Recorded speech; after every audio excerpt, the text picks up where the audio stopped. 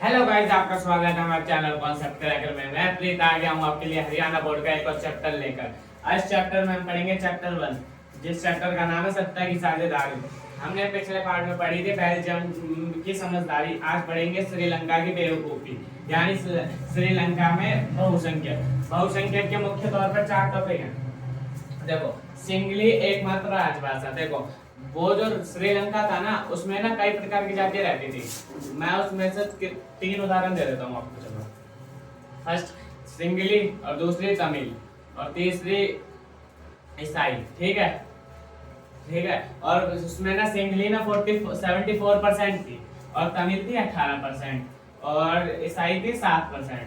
जो सिंगली थी ना, वो उन्होंने वहाँ के नेताओं ने सिंगली को ना, सिंगली 74% थी, तो सिंगली की जो राजभाषा थी, उस भाषा को ना वो एकमात्र राजभाषा घोषित कर दिया। जैसे इंडिया की राजभाषा, इंडिया की राष्ट्रीय भाषा कौन सी है आप बताओ, कमेंट में लिख देना इंडिया की राष्ट्रीय भाषा कौन सी है। जैसे इंडिया की राष्ट्रीय भाषा वो है ना जो आप कमेंट में लिखने वाले हो, ऐसे ही सिंगली की श्रीलंका की राष्ट्रीय भाषा है सिंगली।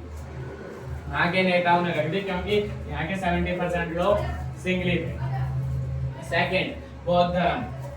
जो वहाँ के सिंगली थे ना, सिंगली जैसे आप किसी कास्ट के हो गए, आप ज्यादातर एक किसी को, मतलब एक भगवान, एक किसी को भी दर्जा सबसे प्राथमिकता देते होगे। तो जैसे कि कोई होता राम भक्त, कोई भोले भक्त, तो भोले भक्त अपना वो भोले जी को ज्यादा दर्जा देता है, राम भक्त राम जी को। तो ऐसे ही, और वो थे ना, ये सिंगली थे। ये सिंगली ना बौद्ध धर्म को ज्यादा दर्जा, बौद्ध धर्म इनके लिए सबसे ऊपर था, ये बौद्ध धर्म के थे। तो ना वो ये वहाँ का ना, जो वहाँ के नेता थे, उन्होंने संविधान लिखा था। जो ये बौद्ध धर्म है ना, बौद्ध धर्म को ना उन्होंने ना कह दिया कि यहाँ की सरकार ना बौद्ध धर्म की रक्षा करेगी। जिस बौद्ध धर्म की रक्षा करने से बौद्ध धर्म को वहाँ का एकमात्र धर्म मान लिया गया, और बौद्ध धर्म को सबसे ऊपर माना जाता है सारे धर्मों में श्रीलंका में। अब तीसरा है नौकरियों में प्राथमिकता। आपको पता है सिंगली 74 और तमिल 18 और ईसाई 7 थी ना, तो सिंगली थे सबसे ज्यादा। तो इसलिए वहाँ पे ना नौकरियों में प्राथमिकता, सिंगलियों को ना नौकरियों में प्राथमिकता दी जाती थी, नौकरियों में, विद्यालयों में, कि पहले हमारे सिंगली लोग जाएंगे, फिर उसके बाद अगर जगह बचेगी तो आप जाना, तमिल जाएंगे, ईसाई जाएंगे, मुसलमान जाएंगे, उसके बाद जाएंगे, पर पहले हमेशा प्राथमिकता सिंगली को दी जाती थी। अब लास्ट टॉपिक, विश्वविद्यालय। और ये मानकीकरण, मतलब 1980 में एक कानून चला गया था, पक्का याद नहीं, 1980 था शायद। 1980 में एक कानून चलाया गया जिसका नाम था मानकीकरण कानून। ये मानकीकरण कानून ना मेजरली क्या बच्चों के लिए ही था। मतलब कि ना वहाँ के जो बच्चे थे, वो जो सिंगली थे, उनके लिए तो ऐसा रखा गया कि जो विश्वविद्यालय में जाएगा उसके लिए कम अंक में भी प्रवेश संभव है।